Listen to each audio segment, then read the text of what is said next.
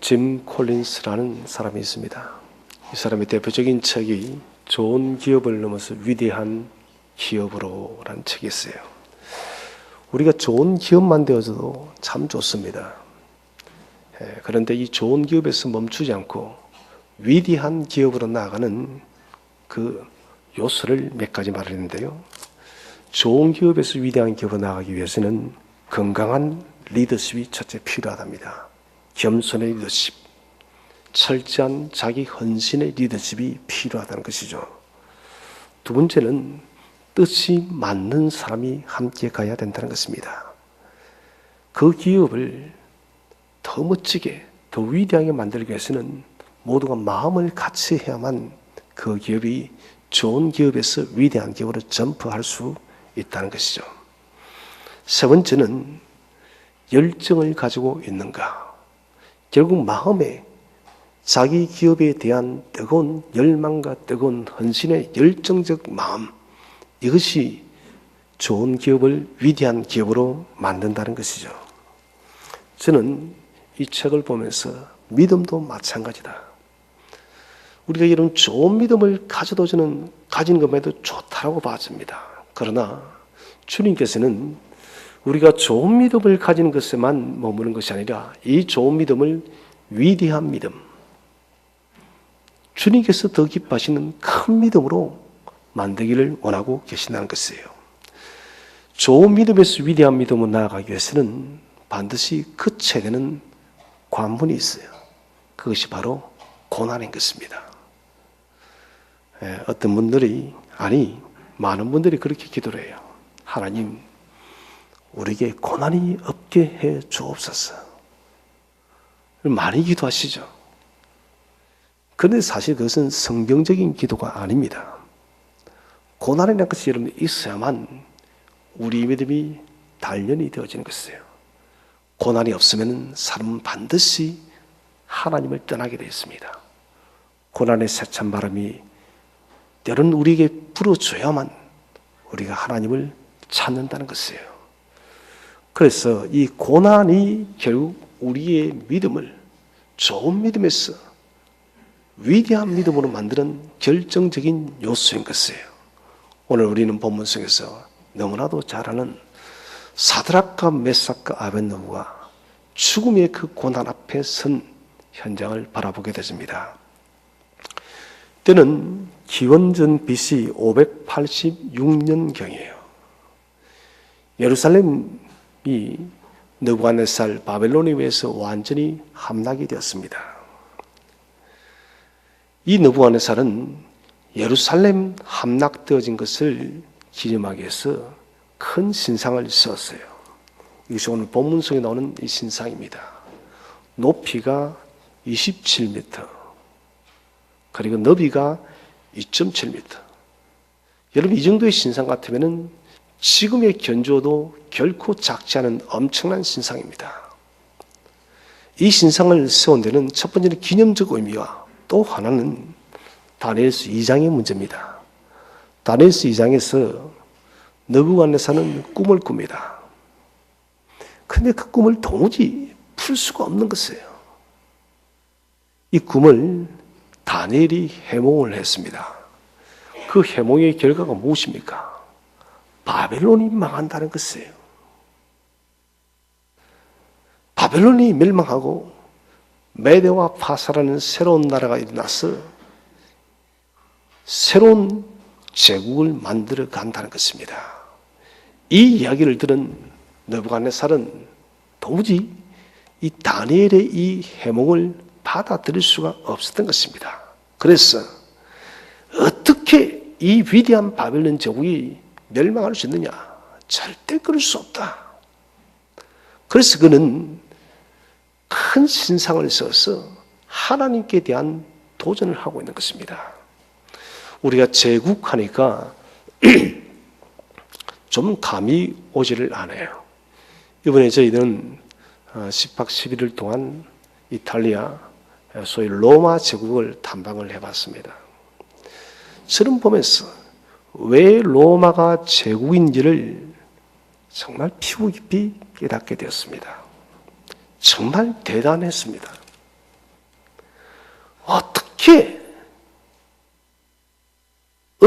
그 시대에 이런 문화들을, 이런 건축물을, 이런 제국을 만들 수 있었는가? 요즘에 우리가 많이 쓰는 게 이런 택배라는 거예요. 택배 없으면 사람들을 견딜 수가 없습니다. 그런 이름은 역사적 정확한 근거는 없지만은 더 그 이전은 모르겠습니다. 중요한 것은 로마 시대에는 폼페이라는 곳에는 택배 문화가 있었다는 거예요. 전차들이 딱 다닐 수 있도록 모든 길을 다 닦아낸 거예요. 저는 로마를 보면서 야, 로마가 왜 제국인가?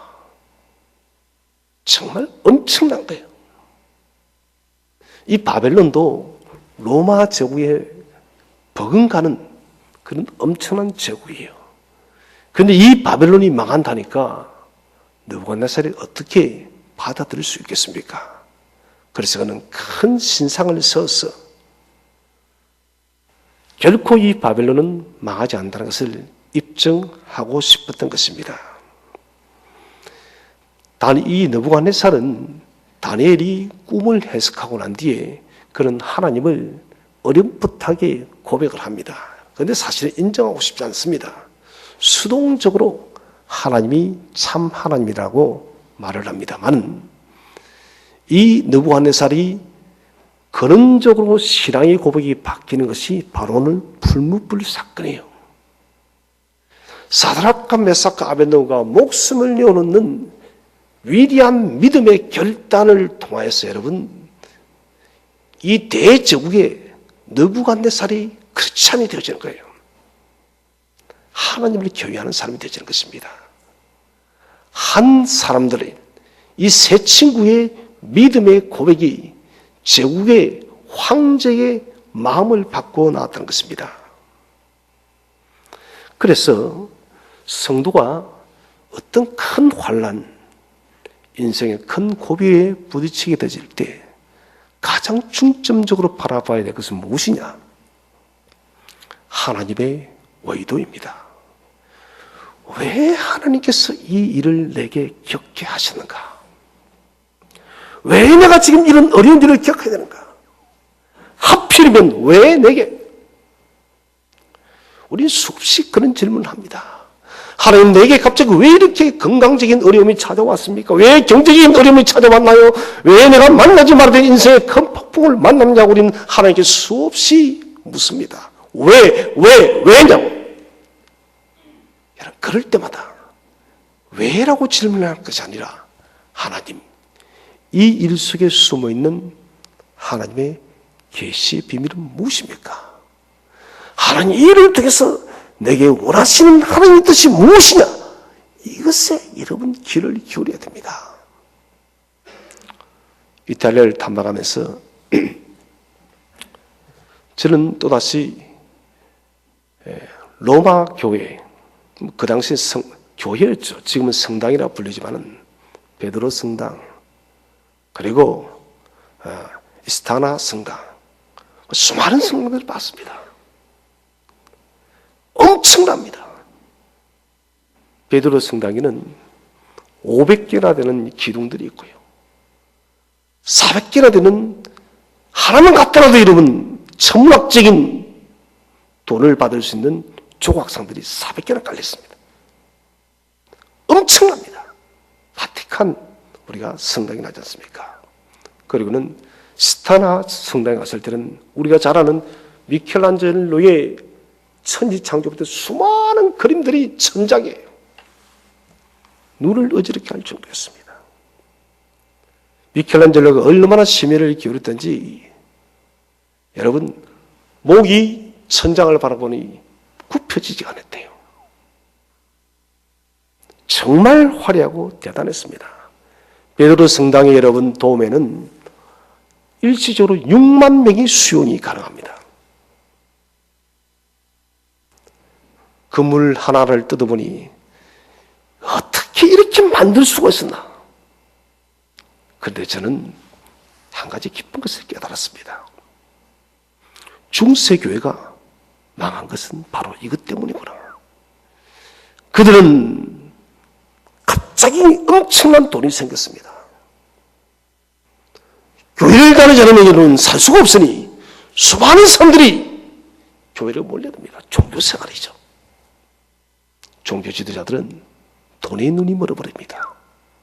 그리고는 화려한 건물을 세우고 종교가 권력보다 더 높이 올라갔어요. 그들은 진즉 들어야 될 하나님의 음성에는 귀를 기울이지 못했던 것입니다. 교회의 본분적인, 교회의 본질의 사명은 잊어버리고 화려한 건물을 세우는데 그들은 집중하다. 결국은 여러분 중세교회는 몰락해버린 것이에요. 제가 이 말씀을 들은 이유는 우리는 어디에 집중해야 될 것인가? 21세기는 너무나도 복잡한 시대예요.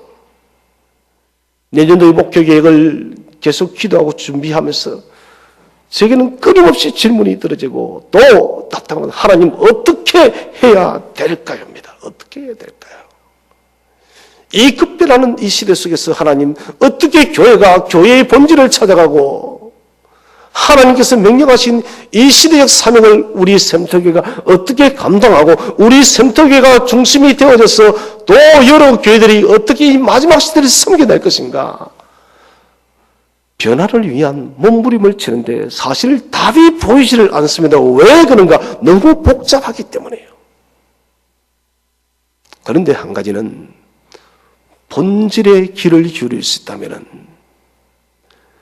또다시 우리가 하나님 말씀의 그 원점으로 돌아갈 수 있다면 교회의 사명으로 우리가 또다시 돌아갈 수 있다면 저는 반드시 주께서 이 복잡단하는 21세기에서도 우리 교회가 살아남았어.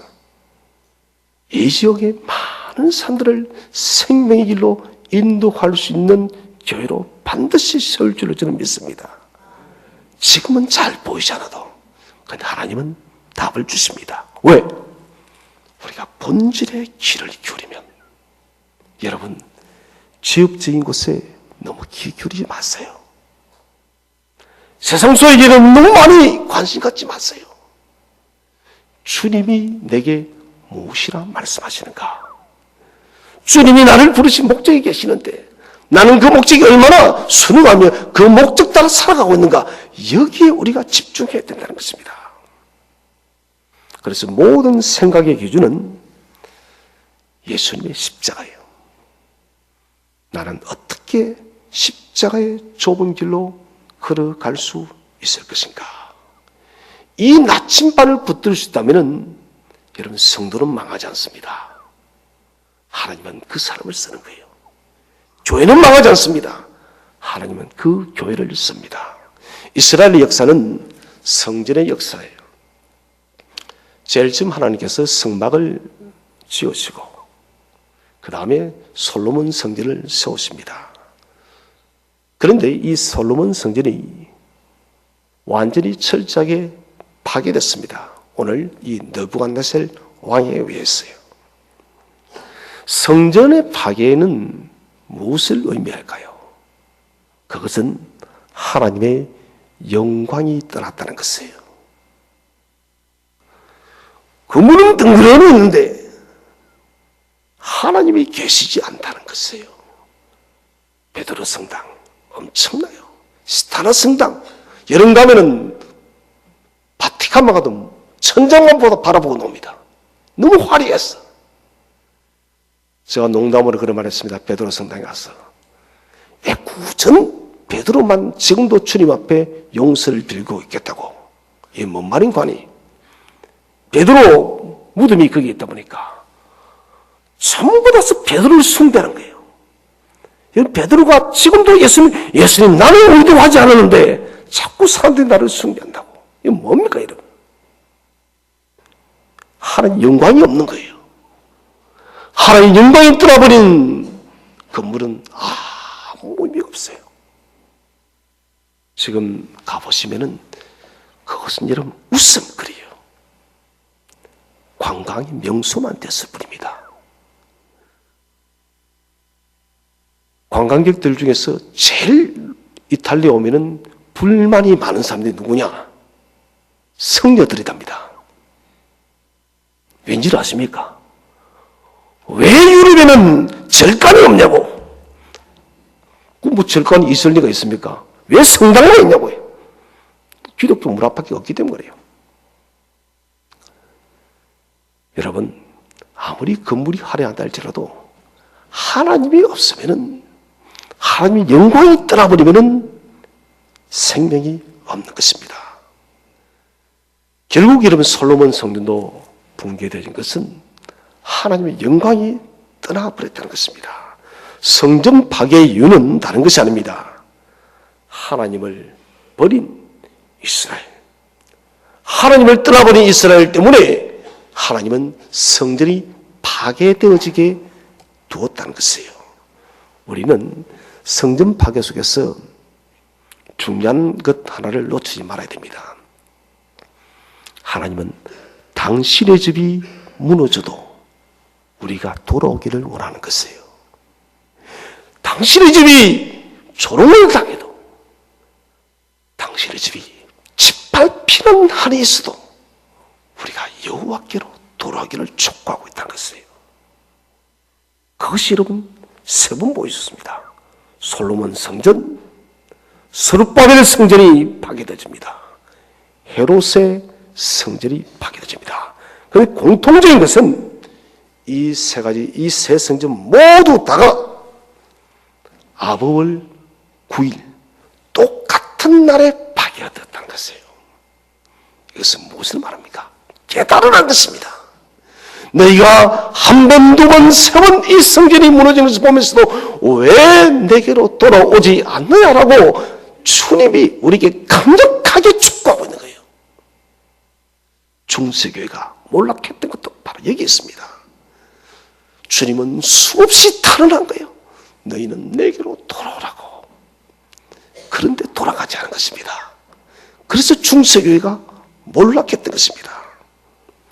주님께서는 예루살렘 성전으로 입성하실 때 무화과나무를 저주해 버립니다. 이것은 성전 시대가 끝이 났다는 것입니다. 새로운 성전 시대가 도래했다는 것이에요. 곧 그것은 예수님의 몸이 성전이고 저와 여러분이 성전이 되었다는 것을 선언하고 있는 겁니다. 그래서 고린도전서 3장에 너희는 하나님의 거룩한 성전이라 우리에게 말씀을 하고 있는 것입니다.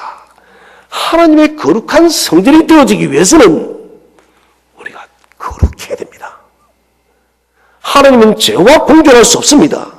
하나님은 죄와 함께 거할 수가 없습니다. 우리가 여러분 죄와 물들어져 있고 세속과 함께는 결탁되어져 있다면 하나님이 우리 속에 거할 수가 없는 것이에요. 여러분, 그럼 우리 성도가 아니에요.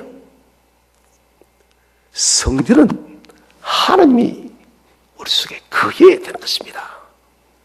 그러기 위해서는 우리가 여호와께로 돌아가야 됩니다. 호세아 6장 1절 말씀을 우리 한번 다 함께 합독하도록 하겠습니다. 시작.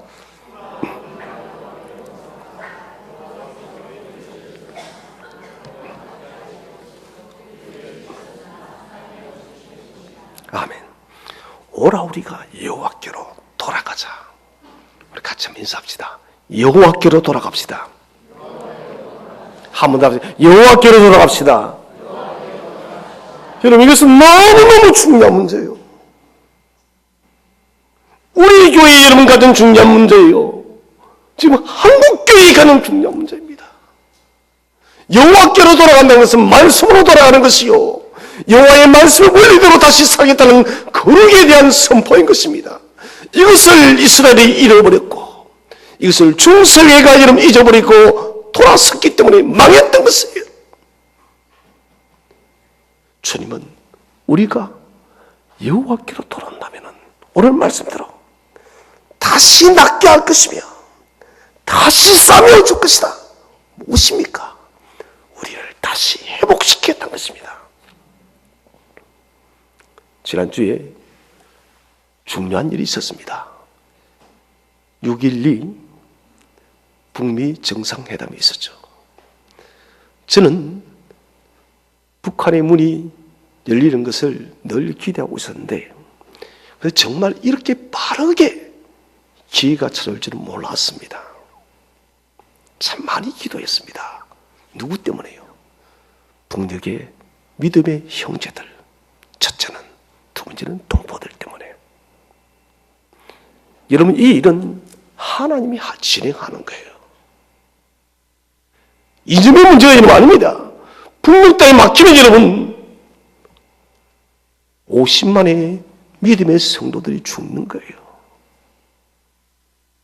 북한의 여러분 대부분의 여러분 인권 감옥소에서 죽어가는 사람들은 크리스찬들이랍니다. 5만 명이 넘는 크리스찬들이 지금 그 감옥에 갇혀서 죽어가고 있는 것이에요. 북한문이 열리지 않으면 안 되는 것입니다. 그런데 우리가 그 북한 땅을 감당하기 위해서는 우리 교회부터가 우리 자신부터가 먼저 여호와께로 돌아가야 됩니다, 여러분. 우리가 거룩해지지 않으면, 우리가 정결해지지 않으면, 우리가 준비되지 않으면 우리는 북한을 여러분 안을 수가 없습니다. 그래서 우리가 준비되고 거룩한 그릇이 되어야 됩니다. 주님, 우리가 주님의 거룩한 도구가 되기 원합니다라고 우리가 선언하고 선포하고 여러분 나아갈 때 주님은 우리를 도로 낫게 하시며 다시 싸매어 줄 줄로 믿으시기를 바랍니다. 반드시 우리를 회복하는 것입니다. 그리해야만 우리는 젊은이들이 저 북녘 땅으로 올라가야 됩니다. 어제 보니까 지금 한국의 이름 취업률이 심각한 상태에 있습니다. 그런데 이 길을 여러분 돌파하는 것은 북녘 땅이 열려져야 돼요. 돈을 벌기 위해서가 아닙니다. 수많은 믿음의 이런 젊은이들이 올라가서 있는 북한의 이런 모든 경제 지표들을 다시 세우고 그곳에 다시 교회를 세워야 되는 것이에요. 한국이 다시 일어나야 됩니다. 그러면 여러분 저 블라디보스토크를 거쳐서 유라시아를 거쳐서 다시 예루살렘까지 이런 한국의 젊은이들과 한국의 주의 종들이 가야 될 줄 믿으시기를 바랍니다, 여러분. 다시 무너졌던 유럽 교회를 여러분 한국 교회가 살려야 되는 것이에요, 여러분. 저는 로마를 보면서 가슴이 너무너무 아팠습니다, 여러분. 지난 여름 동유럽 탐방 때보다 더 마음이 아팠습니다. 다 무너졌어요. 이 무너진 것을 하나님 누가 살리겠습니까? 한국이 지금 무너지면 여러분 끝이에요. 하나님께서 이렇게 북한을 갑자기 여는 이유들은 우리 젊은이들을 쓰기 위한 도구인 것입니다. 저 같은 인물은 하나님 왜 이렇게 70년이 넘도록 문을 닫아 놓으십니까? 왜 세계 유일의 분단 국가가 되겠습니까? 그런데 하나님께서 정말 시적절하게 우리나라 지금 젊은이들이 여러분 지금 한국을 좀 벗어나려고 합니다. 아니 많이 나가고 있어요. 이탈리아도 이런 그렇대요. 일자리가 없어서 이탈리아를 벗어납니다. 그 나라는 많은 거예요. 한국이 지금 그런 기로에 서 있는 것입니다. 그런데 주님은 지금 가장 적절한 때에 북한을 여는 것입니다. 이것은 성교학적으로 너무너무 중요한 것이에요. 우리가 이 사명을 감당하기 위해서는 정말 여호와께로 돌아가야 돼요. 여러분 여호와께로 돌아갈 때 우리 민족이 지금 가지고 있는 근원적 문제가 해결될 줄로 믿으시기를 바랍니다. 결국 이 성전의 파괴는 이스라엘의 불순종이었습니다. 죄의 결과입니다. 죄가 잉태한 적 무엇을 했습니까? 사망이라 했습니다. 여러분 잉태란 것이 무엇입니까? 아이가 생기는 것이에요. 남자의 정자와 여자의 난자가 만져서 한 생명이 만들어지는데, 그런데 이 사람의 정자와 사람의 난자는 여러분 죄를 가지고 있어요. 그래서 사람은 결혼하는 그 순간은 죄와 결혼하는, 중요하면 여러분 죄와 결혼하는 것이에요. 그리스도의 신부가 아닌 죄의 신부로서 우리는 태어난 것입니다. 죄의 신부로서 태어난 우리가 여러분 정결한 신부가 되어지기 위해서는 예수님을 만나야 되는 것이에요. 예수님을 만나게 될 때 우리의 신분이 죄의 신부에서 그리스도의 신부로 바뀌게 되어진다는 것입니다. 오늘 우리는 어떤 시대보다도 우리 속의 성전을 거룩하게 하기 위해서 최선을 다해야 됩니다. 그러기 위해서는 우리 속에 숨겨져 있는 죄의 모든 덩어리들을 하나하나 남김없이 다 청산을 해야 됩니다. 이 청산이 없이는 우리는 거룩한 성전이 될 수가 없습니다. 오직 거룩, 오직 거룩, 오직 거룩만이 하나님이 우리 속에 거하고 우리가 다시 회복되어 줄 수 있는 유일한 길인 것입니다. 오늘 본문을 보시면은 새 친구의 큰 믿음을 보게 되십니다. 믿음을 피스티스 합니다. 또 피스토스, 피스티스에서 피스토스가 나요. 피스토스는 충성이랍니다. 충성. 영어의 피스톤이란 말이 피스토스에서 나옵니다. 피스톤은 같은 구간을 끊임없이 왔다 갔다 하는 것을 피스토스랍니다. 누가 시키지 않아도 정말 지루할 것인데 그럼에도 멈추지 않고 계속해서 왔다 갔다 하는 피스토스, 충성이란 거예요. 믿음이 이거예요. 주님이 정해주신 그 길이 아무리 여러분 때로는 의미 없어 보이는 것 같기도 하고 때로는 지쳐 쓰러질 것 같아도 우리는 피스톤처럼 왔다 갔다 해야 되는 거예요. 저는 로마에 가면은 꼭 보고 싶었던 것이 하나 있었습니다. 그래서 폼페이인데 폼페이는 AD 79년 8월 24일에 베수비우스 화산이 폭발함을 통해서 도시 전체가 화산에 덮여버립니다. 언젠가 제가 설교에서 이야기를 했는데 이 베수비우스 화산이 폭발할 때 폼페이 성을 지키는 파수병이죠. 그 파수병이 그 화산재가 불이 되어서 쏟아지는데 창을 딱 들고 그 성문을 지키다 그대로 화산재에 덮여서 돌덩이가 된 상이었습니다. 저는 그 상이 너무너무 보고 싶었어요. 그래서 가이드에게 물었습니다. 충성이라는 상을 아시냐고. 모른대요. 이상하다. 여기 있는 걸 알고 있는데 아무리 찾아도 없는 것입니다. 나올 때 보니까 있는 거예요. 원래의 상은 박물관으로 옮겨지고 그 사람을 기념하여서 창을 높이던 한 군병이 우뚝 선 거예요. 저는 그 상을 여러 각도에서 사진을 찍고 또 찍었습니다. 그래, 우리의 믿음은 저 믿음이 되어야 된다.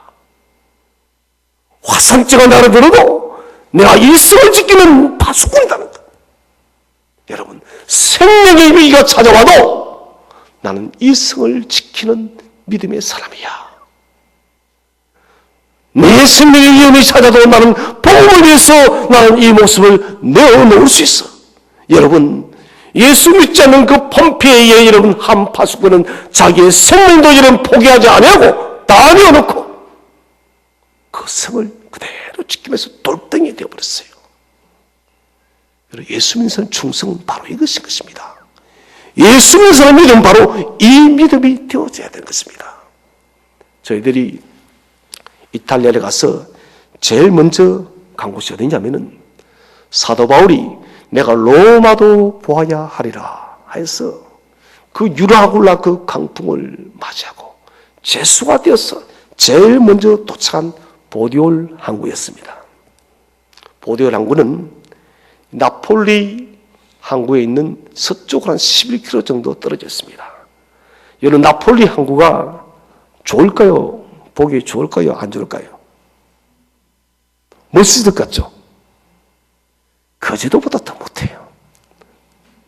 통영보다 못해요. 진짜 볼품없는 항구가 나폴리 항구입니다. 환상이 깨질 거예요.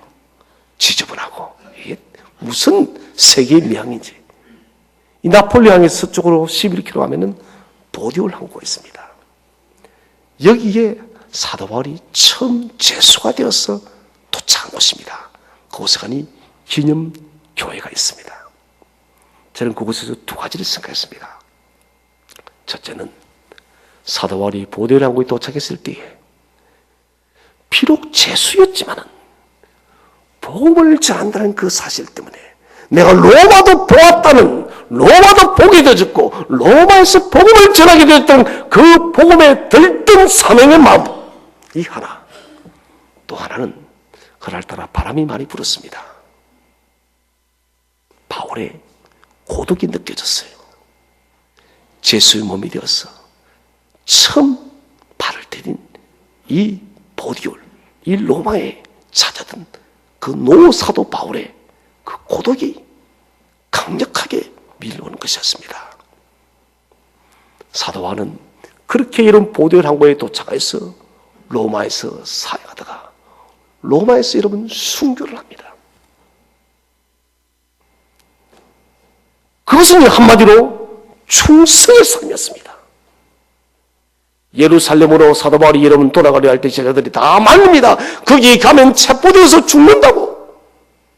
근데 바울은 갑니다. 내가 그곳에 가야만 로마로 갈 수 있다고. 로마도 내가 보아야 하리라. 이 사명 하나 때문에 그는 자신이 죽을 줄도 알면서도 그는 예루살렘을 갖고 제수의 몸이 되어서 보디올 항구에 도착하고 그곳에서 복음을 전하다가 순교자의 삶으로서 끝이 낸 거예요. 여러분, 이것이 충성이에요. 오늘 우리에게 필요한 것은 다른 것이 아닙니다. 믿음, 곧 충성이 필요한 것입니다. 복음에 대한 변하지 않는 충성된 믿음, 이것이 지금 우리에게 요청되십니다. 여러분, 이 믿음이 좋은 믿음입니다. 이 믿음이 위대한 믿음이요. 그런데 우리는 왜 좋은 믿음, 위대한 믿음이 되지 못할까요? 그것은 환경을 너무 많이 바라봅니다. 도종환 시인의 담정이라는 시가 있습니다. 이 시에 보면 이런 글귀가 나옵니다.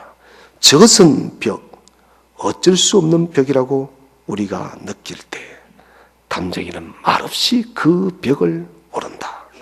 저는 이 문구에서 심장이 탁 막히는 것 같았습니다. 저 또한 여러분 인생의 벽을 수없이 만나봤습니다. 그 벽을 볼 때마다 저는 어쩔 수가 없어. 이 벽은 뛰어넘을 수가 없어. 그래서 낙심했던 때가 한두 번이 아니다는 것입니다. 그런데 여러분, 미물인 담정이는 그렇게 하지 않는다는 것입니다. 벽을 보는 것은 말없이 그 벽을 타고 오르는 것입니다.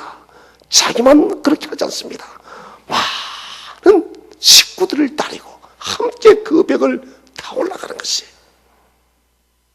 사랑하는 성도 여러분, 우리가 여러분 큰 믿음을 가지고 있으면 우리의 여러분 주어진 환경의 벽을 점프하시기를 바랍니다. 여러분, 환경의 벽을 뛰어넘어야 우리는 위대한 믿음으로 나아갈 수가 있는 것입니다. 그러기 위해서는 기도에 초점을 맞춰야 됩니다. 한나도 환경의 벽에 붙였습니다. 불임의 벽입니다. 아이를 낳을 수가 없습니다. 그런데 한나가 통곡하며 서원하며 기도하였더니 하나님은 한나에게 한계의 벽을 점프하게 한 것이에요. 지금 우리가 한계의 벽에 부딪혔어. 그 환경 때문에 낙심하여 있습니까? 여러분, 그러나 주님께서는 제2의 길, 제3의 길을 새롭게 열 줄로 믿으시기를 바랍니다. 이런 주님은 문을 여는 것입니다. 나는 끝이 났다고 하지만 그러나 주님은 이미 제3의 길을 열어놔서 그 길로 달려갈 수 있도록 우리에게 길을 예비해 놓고 있다는 것입니다. 그러기 위해서 우리는 큰 믿음을 가져야 됩니다. 충성된 믿음, 변하지 않는 믿음. 내가 이 믿음 때문에 망한 것 같은 망한 것이 아니에요. 망한 것처럼 마귀가 그렇게 보이게 하는 것입니다. 주님은 우리에게 더 큰 길을 예비하고 있다는 것입니다.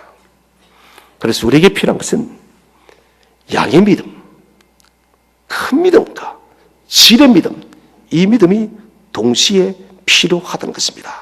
자, 오늘 우리는 대표적인 양의 믿음의 고백을 보게 되집니다. 17절 말씀을 우리 한번 다 함께 읽어보도록 하겠습니다. 17절 말씀 시작. 왕이여 우리가 섬기는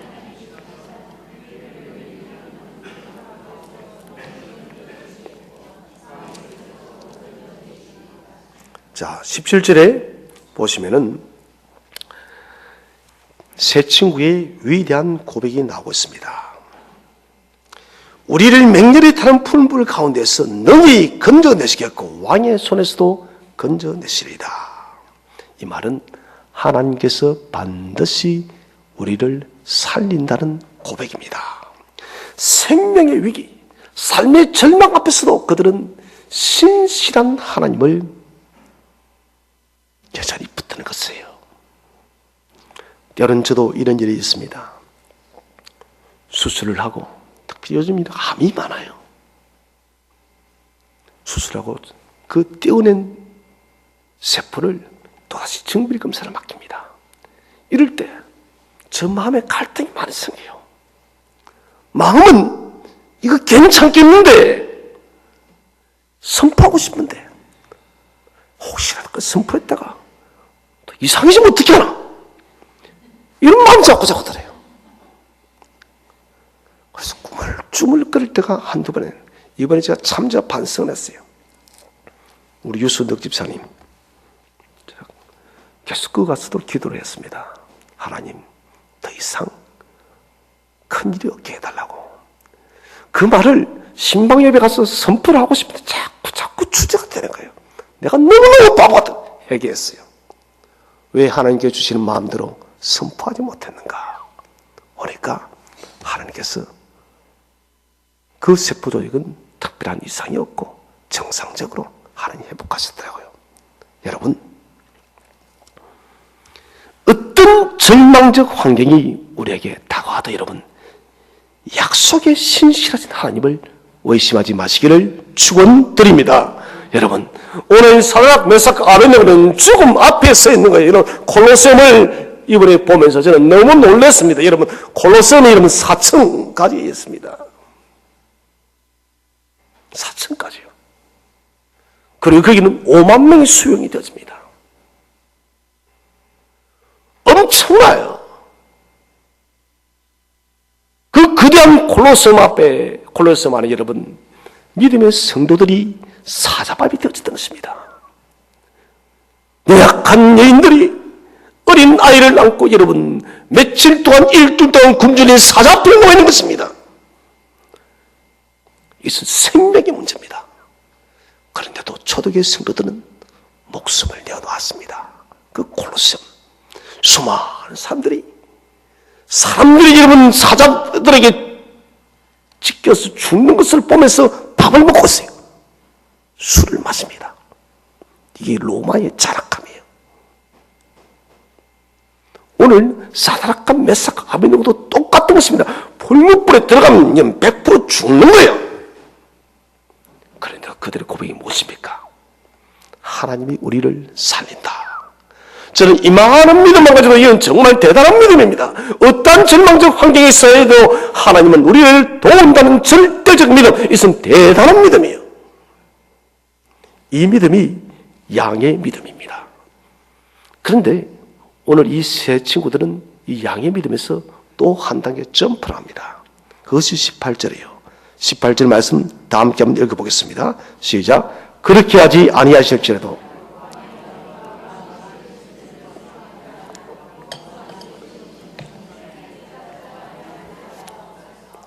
자, 그렇게 하지 아니하실. 다시 말하면 우리가 이 불못불에 들어가서 죽는다 할지라도 하나님이 우리를 구원해 주지 않아도 우리는 감사하다는 거예요. 우리는 이곳에 들어가 죽어도 당신이 만든 근심상 앞에 절대 철하지 않는다는 거예요. 이것을 질의 믿음이라는 거예요. 앞의 믿음이 좋은 믿음, 양의 믿음, 큰 믿음이라면 이것은 질적 믿음. 우리는 어떻습니까? 시험을 준비했습니다. 그 시험에 이런 붙어야만 하나님의 뜻입니까? 사실은 그렇게 생각하잖아요. 하나님 이번 시험 꼭 붙어야 됩니다. 떨어지면 우리는 하나님이 뭔가 착각하셨다고, 하나님 나를 돌보지 않는다고, 건강이 나빠졌습니다, 하나님 왜 이런 시험을 주냐고, 무슨 큰 엄청난 일을 당했습니다, 하나님 왜 이렇게 하셨냐고. 여러분, 그게 아니에요. 스데반 집사는 말씀을 전하다가 돌에 맞아 순결했습니다. 반대로 베드로는 한 번 설교에 된 수많은 사람의 해결을 했습니다. 여러분, 서대반 집사는 잘못된 것이 아니에요. 서대반 집사의 이런 순결을 통해서 사도 바울이 회심하는 거예요.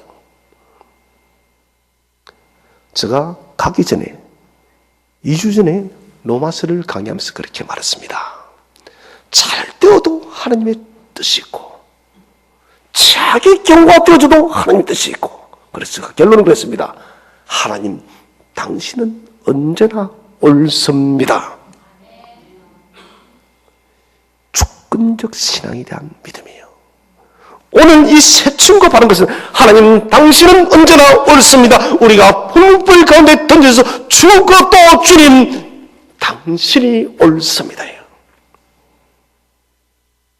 이것을 로마서 8장의 말씀대로 모든 것이 합력하여 선을 이루시는 하나님을 믿는 믿음이라는 것입니다. 하나님의 주권은 언제나 선합니다. 같이 한번 인사합시다. 하나님, 당신은 항상 옳습니다. 여러분, 정말 그렇습니다. 17절과 18절은 차별화된 믿음이랍니다. 양의 믿음에서 질의 믿음으로 차별화되어진 거예요. 좋은 믿음에서 위대한 믿음으로 차별화되어진 것입니다. 이런 순교자가 얼마나 복된 사람인지 아십니까? 오늘 사드락과 메삭과 아벳네고는 이미 여러분, 그들은 죽어도 죽은 후에 그 부활의 영광을 그들은 바라보고 있는 것입니다. 계시록 6장 10절에 이렇게 기록하고 있습니다. 순교자들이 어린 양 예수께 우리의 피를 갚아 주소서. 언제? 주님께서 두루마리 심판을 인봉을 뗄 때 유일하게 그 인봉을 떼기를 촉구하는 사람 딱 한 사람, 순교자며 순교자만이 주여 어느 때까지 우리의 피를 실현치 않겠습니까? 당신의 그 인봉한 것을 떼셔서 저 악한 자를 심판해 달라고. 순교자만이 가진 특권이에요. 사드락과 메삭과 아벳네고는 이 위대한 부활 신앙을 볼 수가 있었기 때문에 그들은 우리가 설사 죽는다 할지라도, 망한다 할지라도, 불타져 없어진다 할지라도 우리는 절하지 않겠다는 것이 이 새 친구의 믿음이라는 것입니다. 하나님의 목적은 무엇일까요? 믿음의 연단입니다. 그래서 로마서 8장 11절에 예수를 믿으면 고난도 함께 받는 것이에요. 고난 없는 믿음은 없는 것입니다. 여러분, 기도하실 때 하나님, 고난은 절대 없게 해주세요, 그런 기도하지 마세요. 그건 올바른 기도가 아닙니다. 고난이 없으면 많은 것이에요. 오늘 이 새 친구는 생명을 담보로 한 믿음의 고백을 하고 있습니다.